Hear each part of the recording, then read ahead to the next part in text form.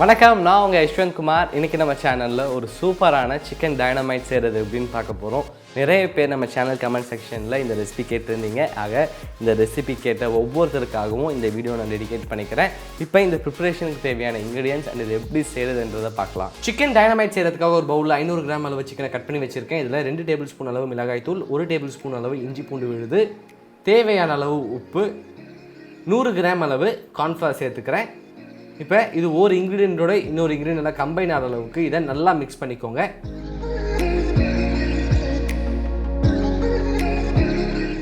இந்த அளவுக்கு இதை நல்லா மிக்ஸ் பண்ணதன் பிறகு இதை அரை மணி நேரம் ஃப்ரிட்ஜில் வச்சு மேரினேட் பண்ணிக்கோங்க. மேரினேட் நல்லா ஆனதன் பிறகு ஒவ்வொரு சிக்கன் பீஸாக எடுத்து இங்கே வச்சுருக்க கார்ன்ஃப்ளவரில் போட்டு இந்த கார்ன்ஃப்ளவர் சிக்கன் நல்லா கோட் பண்ணுற அளவுக்கு ஒரு வாட்டி நல்லா மிக்ஸ் பண்ணி எக்ஸஸ் கார்ன்ஃப்ளவர் இல்லாத மாதிரி நல்லா இது உதறி விட்டு வேற ஒரு பிளேட்டில் மாற்றிக்கிறேன்.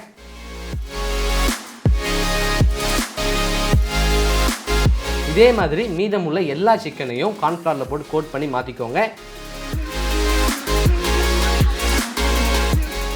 எல்லா சிக்கனையும் அழகாக கார்ன்ஃப்ளவரில் போட்டு கோட் பண்ணியாச்சு. இதை இப்போ நம்ம வந்து ஃப்ரை பண்ணிக்க போகிறோம். அதுக்காக ஒரு பாத்திரத்தில் எண்ணெய் நல்லா சூடாக இருக்குது. இதில் ஒவ்வொரு பீஸாக எடுத்து ட்ரா பண்ணிக்கலாம்.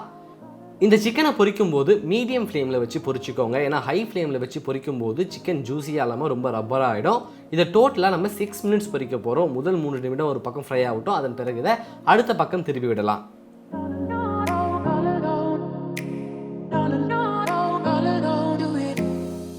ரெண்டு பக்கமே சூப்பராக ஃப்ரை ஆகிடுச்சு. நல்லா க்ரன்ச்சியாக இருக்குது.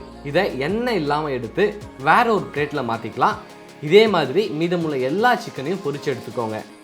சிக்கன் டைனமைட் தேவையான சிக்கன் ரெடி ஆகிடுச்சு. இப்போ நம்ம சாஸ் ரெடி பண்ண போகிறோம். அதுக்காக ஒரு பவுலில் 500 கிராம் அளவு மயோனைஸ் வச்சுருக்கேன். இதில் 1 டேபிள் ஸ்பூன் அளவு ரெட் சில்லி சாஸ் சேர்த்துக்கலாம். அதன் பிறகு 4 டேபிள் ஸ்பூன் அளவு டொமேட்டோ கெச்சப் சேர்த்துக்கிறேன். இப்போ ஒரு இன்க்ரீடியண்ட்டோட இன்னொரு இன்க்ரீடியன்ட் நல்லா கம்பைன் ஆகிற அளவுக்கு இதை நல்லா மிக்ஸ் பண்ணிக்கோங்க. சிக்கன் டைனமைட் தேவையான சாஸ் ரெடி ஆகிடுச்சு.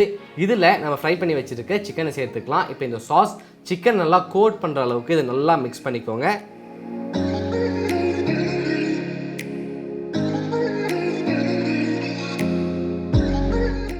இந்த அளவுக்கு சிக்கனை சாஸ் நல்லா கோட் பண்ணதன் பிறகு இதை அழகாக ஒரு பவுலில் போர்ஷன் பண்ணிக்கலாம். அவ்வளோதான், ரொம்ப ஈஸியான டேஸ்டியான சிக்கன் டைனமைட் ரெடி.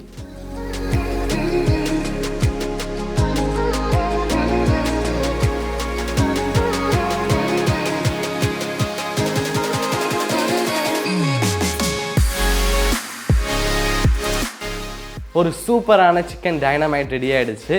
இந்த ப்ரிப்பரேஷனில் நம்ம ஆட் பண்ணியிருக்க மயோனைஸ் எப்படி செய்கிறது அப்படின்றத நான் ஏற்கனவே நம்ம சேனலில் அப்லோட் பண்ணியிருக்கேன். வேணும்னா நீங்கள் பாருங்கள். இதை வீட்டில் ட்ரை பண்ணி பார்த்துட்டு உங்களுடைய ஃபீட்பேக்கை கீழே கமெண்ட் பண்ணுங்கள். இதே மாதிரி இன்னொரு சூப்பர் ரெசிபியோட நான் சந்திக்கிறேன். Until then, bye from Yashwant.